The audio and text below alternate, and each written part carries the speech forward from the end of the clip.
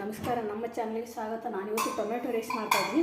ಇದು ಕಾಳು ಬೇಯಿಸ್ಕೊಂಡು ಅದರಲ್ಲೇ ಪಲ್ಯ ಮಾಡಿದ್ದೆ ನಾನು ಕುಕ್ಕರಲ್ಲಿ. ಹಾಗಾಗಿ ಅದನ್ನೇ ಪಲ್ಯ ಬೇರೆದಕ್ಕೆ ತೆಗೆದಿಟ್ಟು ಅದರಲ್ಲೇ ಟೊಮೆಟೊ ರೈಸ್ ಮಾಡ್ತಾಯಿದ್ದೀನಿ.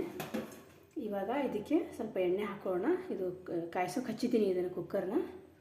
ನೋಡಿ, ಸ್ವಲ್ಪ ಒಂದು ಇಬ್ಬರಿಗೆ ಆಗೋಷ್ಟು ಮಾಡ್ತಾಯಿದ್ದೀನಿ ನಾನು. ಒಂದು 3-4 ಟೇಬಲ್ ಸ್ಪೂನ್ ಎಣ್ಣೆ ನೋಡ್ಕೊಂಡು ಹಾಕಿ. ಕಡಲೆ ಬೀಜ ಸ್ವಲ್ಪ ಎತ್ತಿಟ್ಟಿರ್ತೀನಿ, ಹುರಿದೇನೆ. ಅದನ್ನು ಈ ಥರ ಅಡುಗೆಗಳಿಗೆ ಹಾಕಿದ್ರೆ ತುಂಬ ಟೇಸ್ಟ್ ಬರುತ್ತೆ. ಟೊಮೆಟೊ ರೈಸ್ ಬಿಸಿಬೇಳೆ ಬಾತ್ಗೆಲ್ಲ ಹಸಿದು ಹಾಕ್ಕೊಳ್ಳಿ, ಚೆನ್ನಾಗಿರುತ್ತೆ. ಸ್ವಲ್ಪ ಹಾಕಿದ್ದೀನಿ ಸ್ವಲ್ಪ. ಇವಾಗ ಇದನ್ನೆಲ್ಲ ಸ್ವಲ್ಪ ಮಿಕ್ಸ್ ಮಾಡ್ಕೊಳ್ಳೋಣ. ಈ ಥರ ಎಣ್ಣೆನಲ್ಲೆಲ್ಲ ಸ್ವಲ್ಪ ಕಡಲೆ ಬೀಜ ಅಂದರೆ ಶೇಂಗಾ ಇದು ಆಗಲಿ, ಫ್ರೈ ಆಗಲಿ.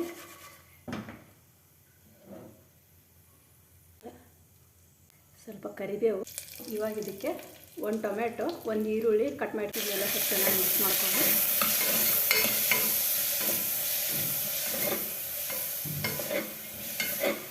ರುಚಿಗೆ ತಕ್ಕಷ್ಟು ಖಾರದ ಪುಡಿ ಹಾಕೊಳ್ಳೋಣ. ಆಲ್ರೆಡಿ ಪಲಾವ್ ಎಲೆ ಹಾಕಿರೋದ್ರಿಂದ ಯಾವುದೇ ಸಾಂಬಾರು ಪೌಡರ್ ಬೇಕಾಗಿಲ್ಲ. ನೀವು ಬೇಕಿದ್ದರೆ ಅದಕ್ಕೆ ಯಾವುದನ್ನಾದರೂ ಈ ಥರ ಮಿಕ್ಸ್ ಮಾಡ್ಕೊಳ್ಳೋಣ. ಗಮ್ ಅಂತ ಇದೆ ಟೊಮೆಟೊ ರೈಸು.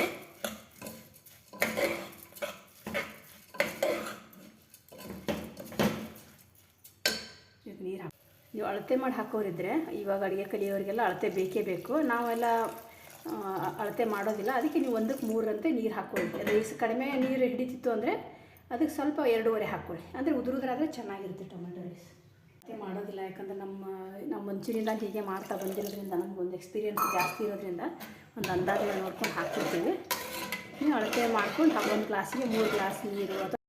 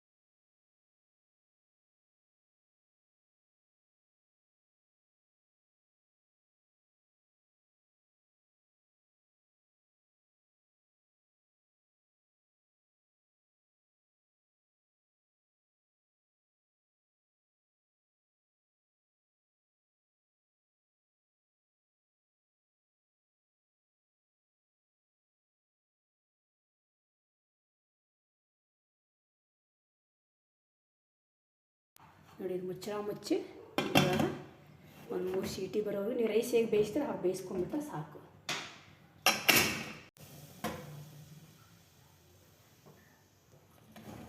ನೋಡಿ, ಈಗ ಆಗಿದೆ. ಈಗ ಟೊಮೆಟೊ ರೈಸ್ ಅಂತ ಇದೆ. ಕಲರ್ ಬಂದಿಲ್ಲ, ಜಸ್ಟ್ ಟೊಮೆಟೊ ಸ್ವಲ್ಪ ರಸ ಜಾಸ್ತಿ ಇದ್ದರೆ ಕಲರ್ ಬರುತ್ತೆ. ನಾನು ಜಾಸ್ತಿ ಒಂದೇ ಟೊಮೆಟೊ ಹಾಕಿದ್ದೀನಿ, 2 ಹಾಕಿದ್ರೆ ಕಲರ್ ಬರುತ್ತೆ. ಹುಳಿ ಜಾಸ್ತಿ ಆಗಬಾರ್ದು ಅಂತ. ನೋಡಿ, ತುಂಬ ಸ್ಮೆಲ್ ಬರೋದು ಘಮ ಅಂತ. ಯಾವಾಗ ತಿನ್ನೋಣಪ್ಪ ಅನ್ನೋ ಅಷ್ಟರ ಮಟ್ಟಿಗೆ ಹಸಿ ಕಡಲೆ ಬೀಜ, ಪಲಾವ್ ಎಲೆ ನೋಡಿದ್ರೆ ತಿನ್ನಬೇಕು ಅನ್ಬೇಕು. ನೋಡಿ, ಆ ಥರ ಅಷ್ಟು ಚೆನ್ನಾಗಿ ಕಾಣಿಸ್ತಾಯಿದೆ. ಇವಾಗ ಪ್ಲೇಟಿಗೆ ಹಾಕ್ತಾಯಿದ್ದೀನಿ.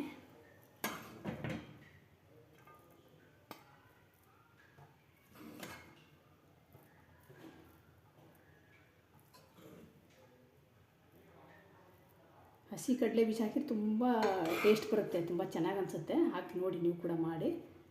ಬಿಸಿ ಬಿಸಿಯಾದ ಟೊಮೆಟೊ ರೈಸ್ಗೆ ಸ್ವಲ್ಪ ಗಟ್ಟಿದು ಇದ್ರದ್ದು ಕರಗಿಸಿದ್ದು ತುಪ್ಪ ಹಾಕ್ಕೊಂಡು ತಿನ್ನಿ, ಮಸ್ತಿರುತ್ತೆ. ಅದು ಈ ಚಳಿಗಾಲದಲ್ಲಿ ಈ ಥರ ಬಿಸಿ ಬಿಸಿಯಾಗಿ ಮಾಡ್ಕೊಂಡು ತಿಂದರೆ. ನಿಮ್ಗೆ ಇಷ್ಟ ಆದರೆ ಒಂದು ಲೈಕ್ ಕೊಡಿ, ದಯವಿಟ್ಟು ಸಬ್ಸ್ಕ್ರೈಬ್ ಮಾಡ್ಕೋದ್ರೆ ಮರಿಬೇಡಿ, ಶೇರ್ ಮಾಡಿ. ನಮಸ್ಕಾರ.